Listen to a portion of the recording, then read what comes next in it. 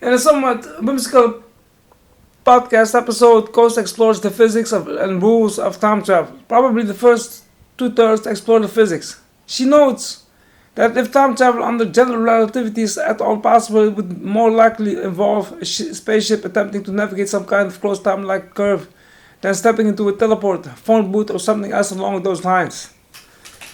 The discussion is an interesting one, but it can be summed up that general relativity seems to dangle the possibility of time travel in front of us, but there always seems to be something that gets in the way. Her final summation is that it doesn't appear possible, at least as a staying stand with our current understanding of physics. He doesn't really look at faster than light proposals such as the algebra warp drive, although he does note that traveling faster than the speed of light is always moving backward in time in someone's frame of reference. As I noted in the post a while back, having FTL without time travel requires adding special assumptions to remove the possibility. This seems to accord with what I consider the Fermi paradox of time travel. If it's possible, where are all the tourists from the future? That said, she does point out that this observation only pertains to travel to arbitrary points in the past. If wormholes or something similar can be used to travel to the past, then we shouldn't expect to see future visits until the first such wormhole is built. Anyway, the first 50 minutes or so of the discussion focus on what the rules of time travel might be. She knows that he was a scientific advisor on Avengers, Endgame, and a movie I criticized for its handling of time travel, but she argues that he thought it got it right.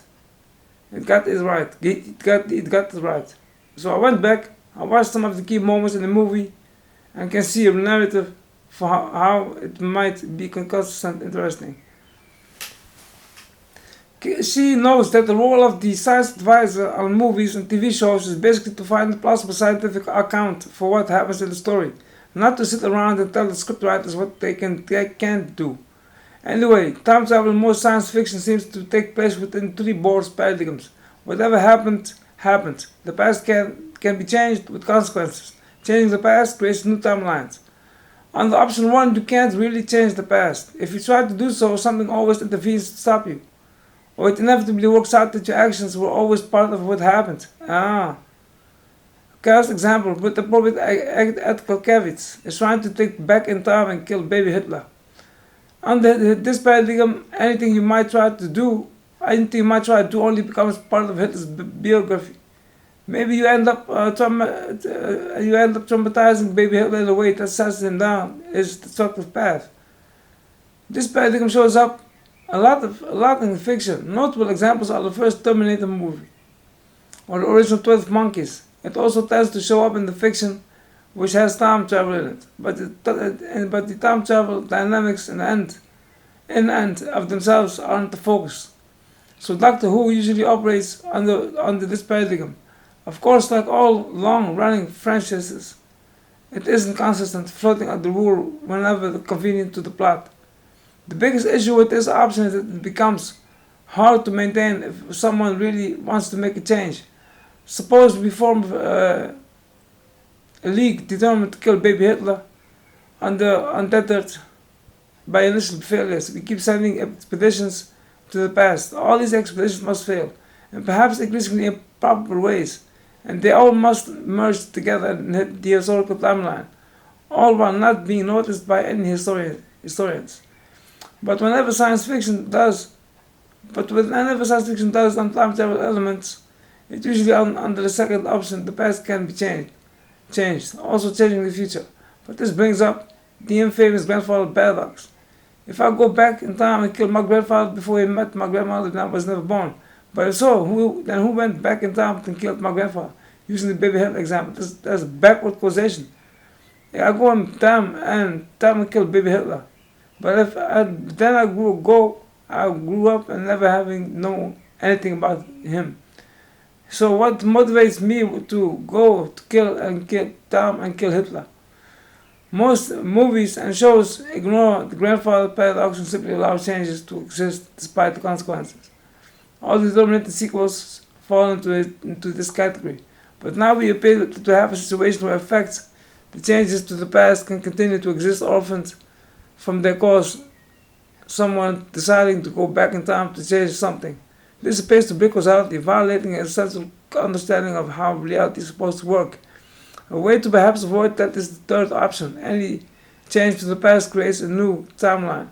If I go back in time and kill baby Hitler, I change history, but only in a new timeline. The old timeline still exists, so killing Hitler doesn't really save anyone, since World War II still happens in the other timeline. Causal orphans still appear to exist in any one timeline, but across all timelines, causality is preserved. In most fiction, it's not possible to travel between timelines. This has the interesting effect of making option 3 look like option 2 for any travel. It raises the question of how anyone could even know they exist in an option 3 universe. At least unless the time traveling that technology allows travel between timelines, although we might imagine a traveler going back to before the diverging and traveling forward again. But then, which timeline do they end up traveling on? Option 3 also bears some resemblance to the many worlds of interpretation, MWI, of quantum mechanics. But the resemblance might be somewhat superficial, certainly if the MWI is true. Events diverge in other worlds. However, under the MWI, any travel to the past might pretty much make it impossible to return to the original world, even if you were careful not to change anything, since traveling forward again. The nature of quantum interactions means there is no way to guarantee you would go down the exact same branches. Some minority portion of the different versions of you might make it back to a world that at least resembled your original, but most would be forever exiled from the world you left. The multiple timelines thing does offer another possible explanation for the Fermi paradox of time.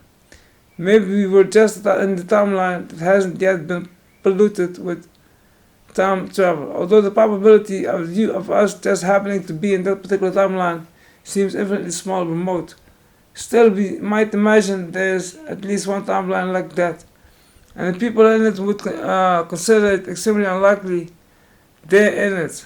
That's said, as far as simpler and therefore more probable explanation remains. Time travel isn't possible. Still, it's fun to think through what would mean if it were.